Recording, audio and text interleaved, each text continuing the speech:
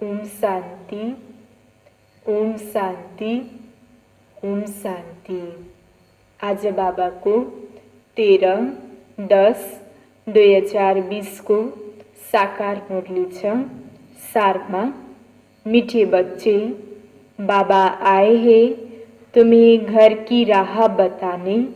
तुम आत्मा अभिमानी होकर रहो तो यह राह सहज देखने में आएगी। बाबा आउनुभएको छ घर जानको लागि, घरको बाटो देखाउन। जब हामी आफ्नो स्थितिलाई आत्मा अभिमानी स्थिति बनाउँछौं भने बाबाले देखाएको घरको बाटो हामीलाई सहज देख्नमा आउँछ। प्रश्न, संगम पर कौन सी ऐसी नॉलेज मिली है जिससे सतयुगी देवताएं मोहजित कहलाए? संगम युगमा हामीलाई कुन चाहिँ यस्तो नलेज मिलेको छ जसकारण सतयुगमा रहने देवी देवतालाई मोहजित भनिन्छ? उत्तर, संगम पर तुम्हें बाप ने अमर कथा सुनाकर अमर आत्मा की नॉलेज दी। ज्ञान मिला, यह अविनाशी बना बनाया ड्रामा है। हर एक आत्मा अपना अपना पार्ट बजाती है। वह एक शरीर छोड़ दूसरा लेती है। इसमें रोने की बात नहीं। इसी नॉलेज से सतयुगी देवताओं को मोहजित कहा जाता है। वह मृत्यु का नाम नहीं। खुशी से पुराना शरीर छोड़ नया लेते हैं। संगममा बाबाले हामीलाई अमर कथा सुनाउनुहुन्छ जस कथाबाट हामीले ज्ञान प्राप्त हुन्छ। यो ड्रामा बनी बनाई छ र सबै आत्माको आफआफ्नो पाठ छ र वहाँ सतयुगमा एउटा शरीर छोडेर, एउटा चोला छोडेर अर्को चोला लिन्छन्। यसमा रोनेको बात छैन। यो हामीलाई अहिले अमर कथादेखि बाबाले हामीलाई नलेज दिनुहुन्छ र त्यही कारणले देवी देवताहरूलाई मोहजित भनिन्छ र देवी देवताहरूलाई मृत्युको भय हुँदैन।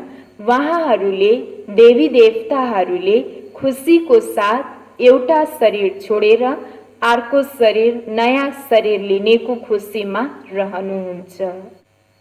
गीत नयनहीन को राह दिखाओ। ओम शांति। मीठे मीठे रूहानी बच्चों प्रति रूहानी बाप कहते हैं, राह तो दिखलाता हूँ परंतु पहले अपने को आत्मा निश्चय कर बैठो। देही अभिमानी होकर बैठो तो फिर तुमको राह बहुत सहज देखने में आएगी।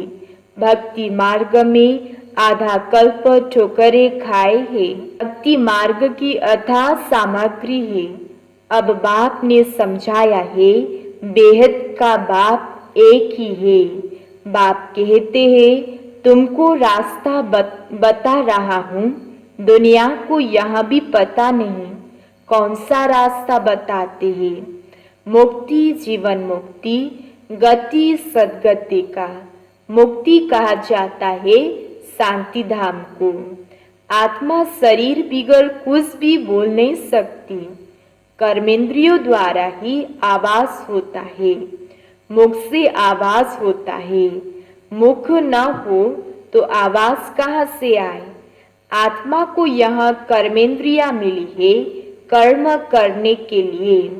रावण राज्य में तुम विकर्म करते हो। यह विकर्म छी कर्म हो जाता है। सतयुग में रावण ही नहीं तो कर्म अकर्म हो जाता है। वहाँ 5 विकार होते नहीं। उसको कहा जाता है स्वर्ग। बाबाले भन्नुभयो, रावण राज्यमा जति पनि कर्म भइरहेको छ ती सबै कर्महरू विकर्म भएको छ। सतयुगमा हाम्रो कर्म अकर्म हुन्छ। 5 विकार होते नहीं। सतयुग में रावण ही नहीं तो कर्म अकर्म हो जाते हैं। वहाँ पांच विकार होते नहीं, उसको कहा जाता है स्वर्ग। भारतवासी स्वर्गवासी थे, अब फिर कहेंगे नरकवासी। विषय वैतरणी नदी में गोता खाते रहते हैं, सब एक दो को दुख देते रहते हैं। अब कहते हैं बाबा ऐसी जगह ले चलो जहां दुख का नाम न हो। वहां तो भारत जब स्वर्ग था तब दुख का नाम नहीं था। स्वर्ग से नरक में आए हैं, अब फिर स्वर्ग में जाना है। यह खेल है, बाप ही बच्चों को बैठ समझाते हैं। सच्चा सच्चा सत्संग यहाँ है। तुम यहाँ सत बाप को याद करते हो, वही उस भगवान है। वह है रास्ता, उनसे वर्षा मिलता है। बाप ही बच्चों को वर्षा देंगे। हद का बाप होते हुए भी फिर याद करते हैं, हे भगवान, हे परम पिता परमात्मा, रहम करो। भक्ति मार्ग में धक्के खाते खाते हैरान हो गए। कहते हैं, हे बाबा, हमको सुख शांति का वर्षा दो।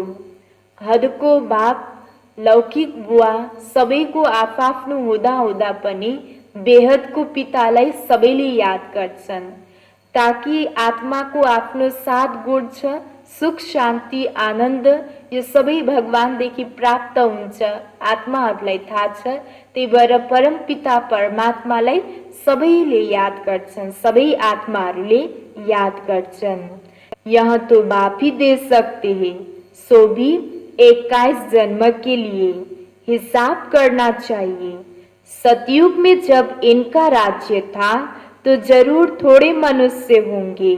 एक धर्म था, एक ही राजाई थी, उनको कहा जाता है स्वर्ग सुखधाम। नई दुनिया को कहा जाता है सतो प्रदान, पुरानी दुनिया को कहेंगे तमो प्रदान। हर एक चीज पहले सतो प्रदान फिर सतो रजो तमो में आती है।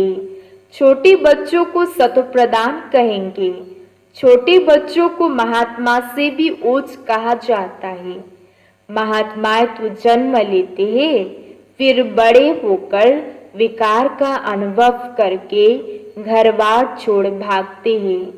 छोटे बच्चों को तो विकार का पता ही नहीं है, बिल्कुल इनोसेंट है, इसलिए महात्मा से भी ऊंच कहा जाता है। देवताओं की महिमा गाते हैं, सर्वगुण संपन्न। साधुओं की यह महिमा कभी नहीं करेंगे। बाप ने हिंसा और अहिंसा का अर्थ समझाया है। किसी को मारना, इसको हिंसा कहा जाता है। सबसे बड़ी हिंसा है काम कटारी चलाना। देवताएं हिंसक नहीं होते हैं, काम कटारी नहीं चलाते।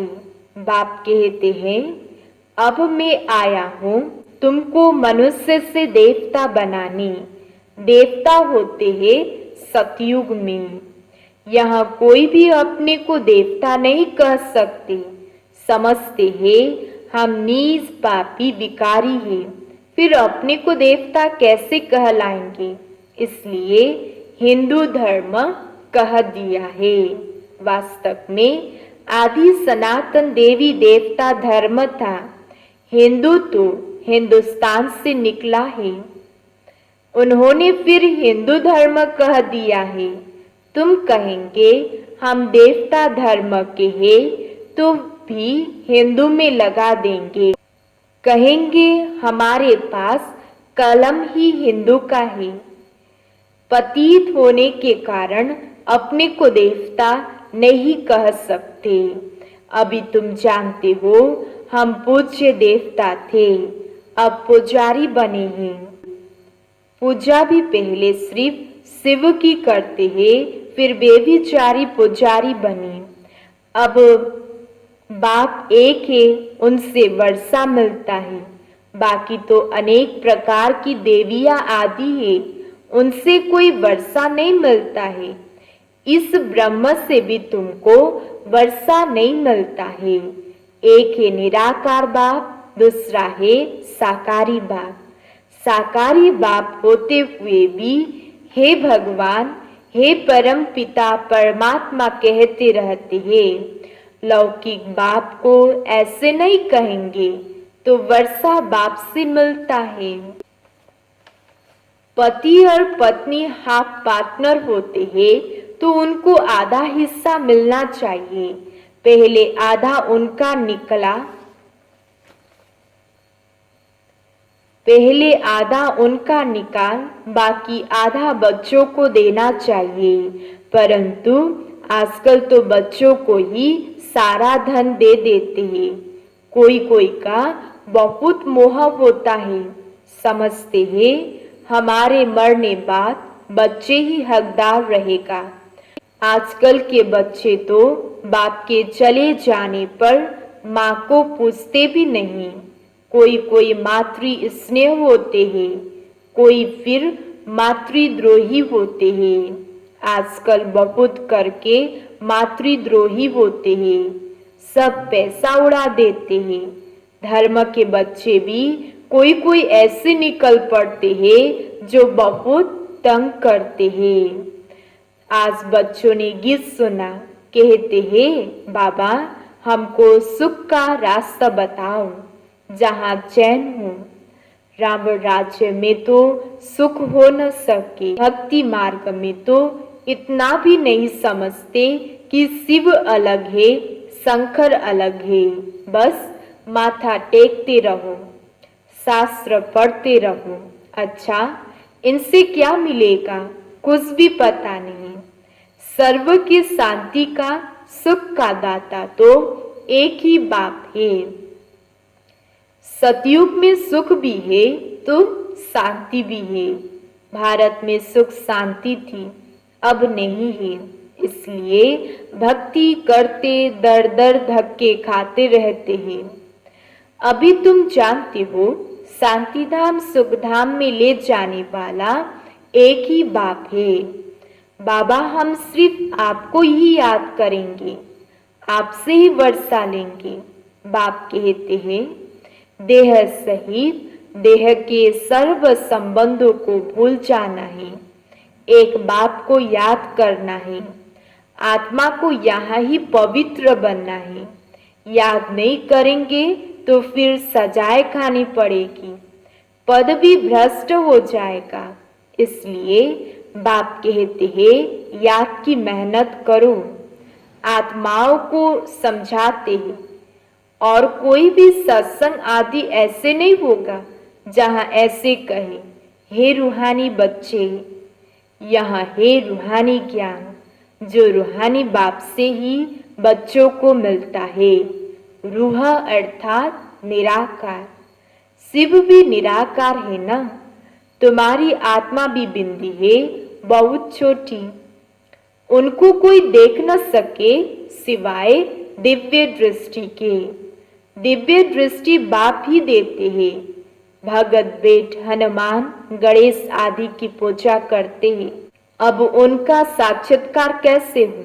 बाप कहते हैं इनसे फायदा कुछ भी नहीं, सिर्फ खुश हो जाते हैं।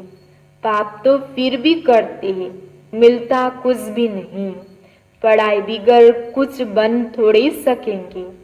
देवताएं सर्वगुण संपन्न है, तुम भी ऐसे बनो ना। बाकी तो वह है सब भक्ति मार्ग का साक्षात्कार। सचमुच कृष्ण से झूलो, स्वर्ग में उनके साथ रहो। वह तो पढ़ाई पढ़ी, जितना श्रीमत पर चलेंगे उतना ऊंच पद पाएंगे। श्रीमत भगवान की गाई हुई है, कृष्ण की श्रीमत नहीं कहेंगे। परमपिता परमात्मा की श्रीमत से कृष्ण की आत्मा ने यह पद पाया है। तुम्हारी आत्मा भी देवता धर्म में थी, अर्थात कृष्ण के घराने में थी। भारतवासियों को यह भी पता नहीं है कि राधे कृष्ण आपस में क्या लगते हैं। दोनों ही अलग अलग राजाई के थे। फिर स्वयंवर के बाद लक्ष्मी नारायण बनते हैं। यह सब बातें बाप ही आकर समझाते हैं। अब तुम पढ़ते ही हो स्वर्ग का प्रिंस प्रिंसेस बनने के लिए।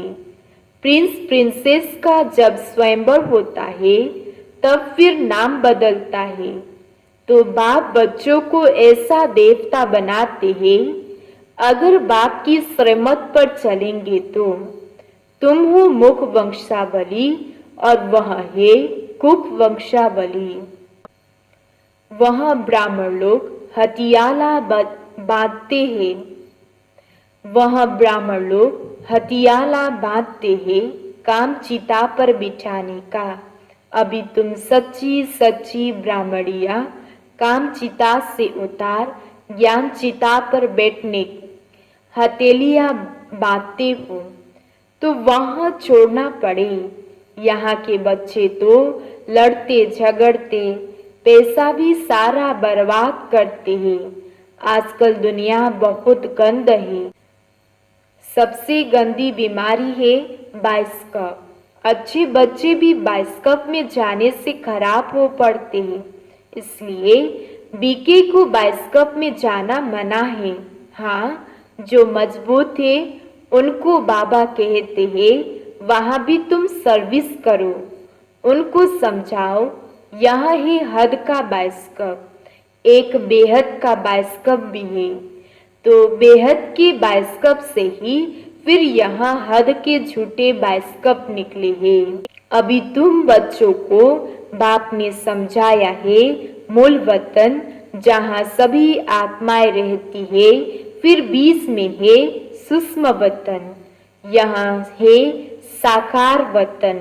खेल सारा यहाँ चलता है, यह चक्र फिरता ही रहता है।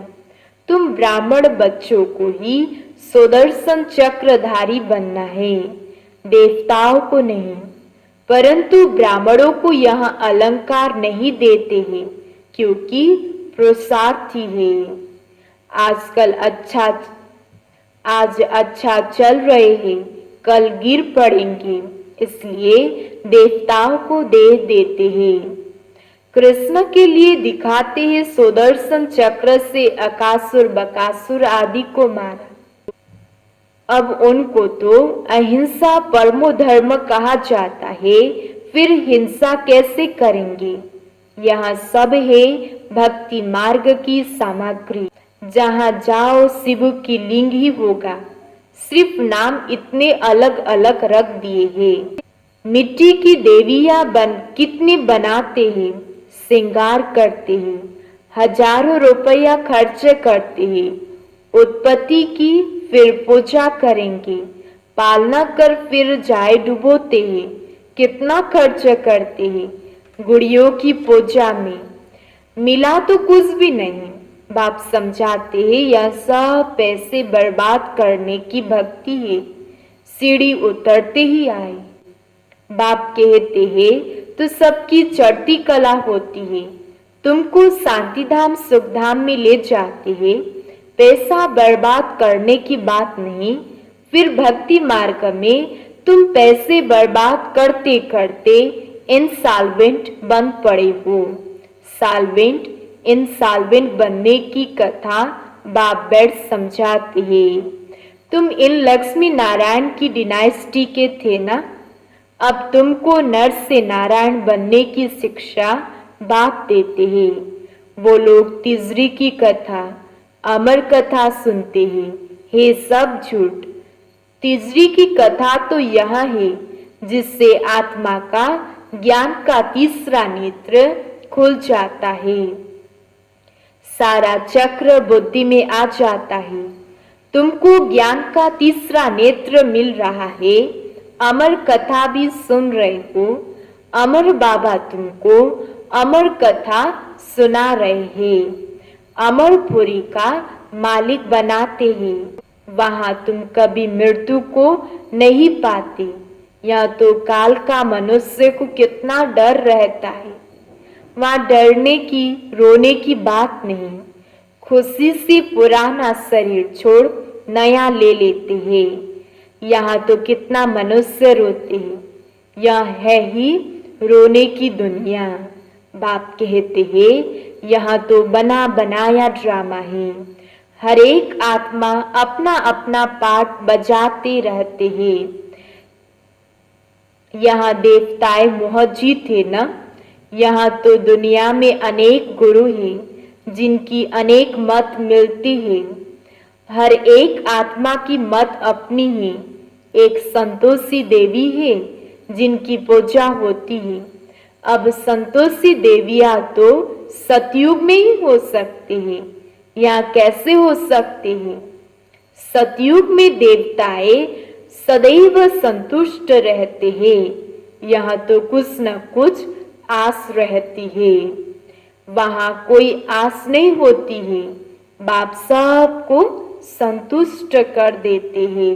संगम युगमा हामीलाई बाबाले ब्राह्मण आत्माहरूलाई सन्तुष्ट ज्ञान दिएर सर्व प्रकारको सबै प्रकारको ज्ञान दिएर अहिले बाबाले हामीलाई सन्तुष्ट गरिदिनु भएको छ र भविष्यमा हामीलाई कुनै पनि चिजको अप्राप्त हुँदैन। सबै कुराले हामी भरपूर हुन्छौँ।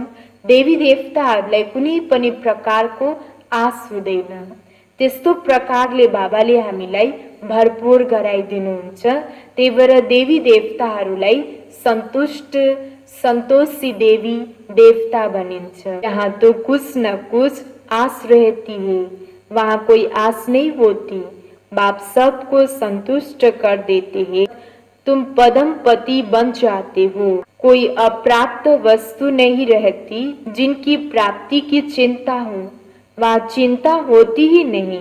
बाप कहते हैं सर्व का सद्गति दाता तो मैं ही हूँ। तुम बच्चों को 21 जन्म के लिए खुशी ही खुशी देता हूँ। ऐसे बात को याद करना चाहिए। याद से तुम्हारे पाप भस्म होंगे और तुम सतो प्रधान बन जाएंगे। यह समझने की बात है। जितना औरों को जास्ती समझाएंगे उतना प्रजा बनती जाएगी और ऊंच पद पाएंगे। यह कोई साधु आदि की कथा नहीं है। भगवान बैठ तुमको मुख द्वारा समझाते हैं। अभी तुम संतुष्ट देवी देवता बन रहे हो। अभी तुमको व्रत भी रखना है, सदैव पवित्र रहने का, क्योंकि पावन दुनिया में जाना है तो पतित नहीं बनना है। बाप ने यहाँ व्रत सिखाया है। बाबा ने यहाँ व्रत सिखाया है। मनुष्य ने फिर अनेक प्रकार के व्रत बनाया है। अच्छा, मीठे मीठे सिक्की दे बच्चों प्रति माता पिता बाप दादा का याद प्यार और गुड मॉर्निंग। रूहानी बाप की रूहानी बच्चों को नमस्ते। रूहानी बच्चों की रूहानी बाप को याद प्यार और गुड मॉर्निंग, नमस्ते नमस्ते। धारणा को लागि मुख्य सार। पहिलो पोइन्टमा एक बाप की मत पर चल, सदा संतुष्ट रह, संतोषी देवी बनना है। यह कोई भी आस नहीं रखनी है। बाप से सर्व प्राप्तियां कर पदम पति बनना है। दूसरों, सबसे गंदा बनाने वाला बाइस्कोप है। तुम्हें बाइस्कोप देखने की मना है। तुम बहादुर हो तो हद और बेहद के बाइस्कोप का राज समझ दूसरों को समझाओ, सर्विस करो। वरदान। फुल स्टॉप की स्टेज द्वारा प्रकृति की हलचल को स्टॉप करने वाले प्रकृति पति भव। फुल स्टॉप की स्टेज द्वारा प्रकृति की हलचल को स्टॉप करने वाले प्रकृति पति भव। वर्तमान समय हलचल बढ़ने का समय है। वर्तमान समय हलचल बढ़ने का समय है। फाइनल पेपर में एक तरफ प्रकृति का और दूसरी तरफ 5 विकारों का विकराल रूप होगा। तमोगुणी आत्माओं का वार और पुराने संस्कार सब लास्ट समय पर अपना चांस लेंगे। ऐसे समय पर समेटने की शक्ति द्वारा अभी अभी साकारी और अभी अभी आकारी, अभी अभी निराकारी स्थिति में स्थित होने का अभ्यास चाहिए। देखते हुए भी न देखो, सुनते हुए भी न सुनो। जब ऐसी फुल स्टॉप की स्टेज हो तब प्रकृति पति बन प्रकृति की हलचल को स्टॉप कर सकेंगे। स्लोगन: निर्विघ्न राज्य अधिकारी बनने के लिए निर्विघ्न सेवाधारी बनो। निर्विघ्न राज्य अधिकारी बनने के लिए निर्विघ्न सेवाधारी बनो। आज मुरली को मुख्य सार माथियो: मीठे बच्चे, बाबा आए हैं तुम्हें घर की राह बताने। तुम आत्मा अभिमानी होकर रहो तो यहाँ राह सहज देखने में आएगी। प्रश्न: संगम पर कौन सी ऐसी नॉलेज मिली है जिससे सतयुगी देवताएं मोहजीत कहलाए? उत्तर: संगम पर तुम्हें बाप ने अमर कथा सुनाकर अमर आत्मा की नॉलेज दी। ज्ञान मिला या विनाशी बना बनाया ड्रामा है। हर एक आत्मा अपना अपना पार्ट बचाती है। वहाँ एक शरीर छोड़ दूसरा लेती है। इसमें रोने की बात नहीं। इसी नॉलेज से सतयुगी देवताओं को मोहजीत कहा जाता है। वहाँ मृत्यु का नाम नहीं। खुशी से पुराना शरीर छोड़ दूसरा लेते हैं। ओम शांति।